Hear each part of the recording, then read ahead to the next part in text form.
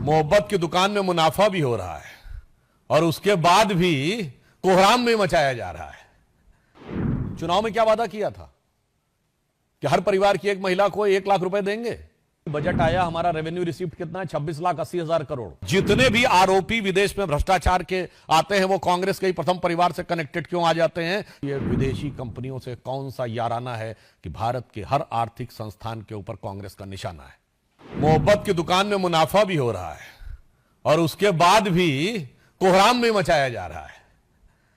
तो मैं ये कहना चाहता हूं यहां पर एक गंभीर बात देखिए, कांग्रेस ने कितने सिस्टमेटिक तरीके से भारत में अराजकता फैलाने का प्रयास किया।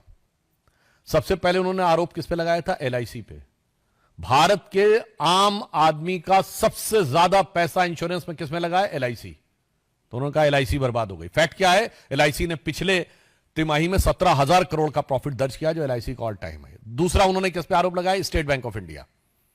भारत के लोगों के सबसे ज्यादा खाते अगर किसी एक बैंक में है, भारत का सबसे बड़ा बैंक स्टेट बैंक, उन्होंने कहा स्टेट बैंक बर्बाद हो गया है। पिछली और उससे पिछली वाली तिमाही में 21,000 करोड़ रुपए का प्रॉफिट दर्ज किया है, जो एसबीआई का ऑल टाइम हाई नहीं है। भारत के सारे प्राइवेट और पब्लिक सेक्टर्स को मिला के ऑल टाइम हाई है, मतलब रिलायंस से ज्यादा प्रॉफिट एसबीआई ने दर्ज किया है। उसके बाद उन्होंने क्या कहा? एचएएल। एचएएल क्या है? भारत का सबसे बड़ा डिफेंस का पीएसयू है और मोदी जी की सरकार में आने के बाद भारत की रक्षा क्षेत्र में आत्मनिर्भरता में सबसे आगे एचएएल है। उन्होंने कहा एचएएल बर्बाद हो गया है। ये सिर्फ 1.5 साल पहले की बातें हैं।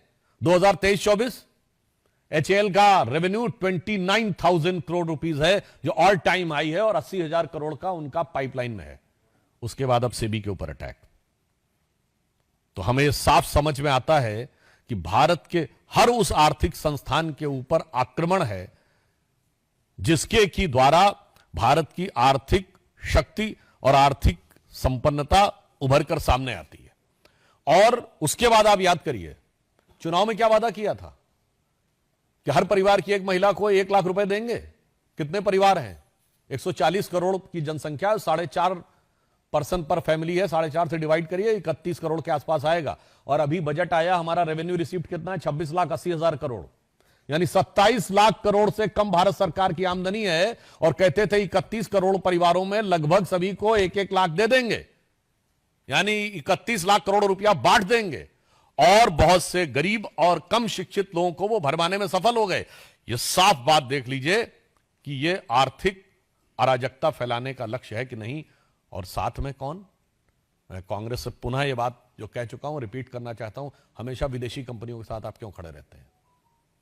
आज से 40 साल पहले यूनियन कार्बाइड के साथ 84 में कांग्रेस खड़ी थी, बोफोर्स के साथ 87 में कांग्रेस खड़ी थी, हॉविट्जर के साथ कांग्रेस खड़ी थी, अगस्ता वेस्टलैंड के साथ कांग्रेस खड़ी थी, हिंडनबर्ग के साथ कांग्रेस खड़ी है, बीबीसी के साथ कांग्रेस खड़ी थी। जॉर्ज सोरस का सुर और कांग्रेस का सुर बिल्कुल एक है। वो भी कहता है मोदी को हटाना है हर कीमत पे, और इनका भी कहना है मोदी को हटाना है। और जितने भी आरोपी विदेश में भ्रष्टाचार के आते हैं वो कांग्रेस के ही प्रथम परिवार से कनेक्टेड क्यों आ जाते हैं? चाहे वो वॉरेन एंडरसन हो, तोवियो कॉट्रोची हो, ग्वाइडो हेस्को हो, क्रिश्चियन मिशेल हो।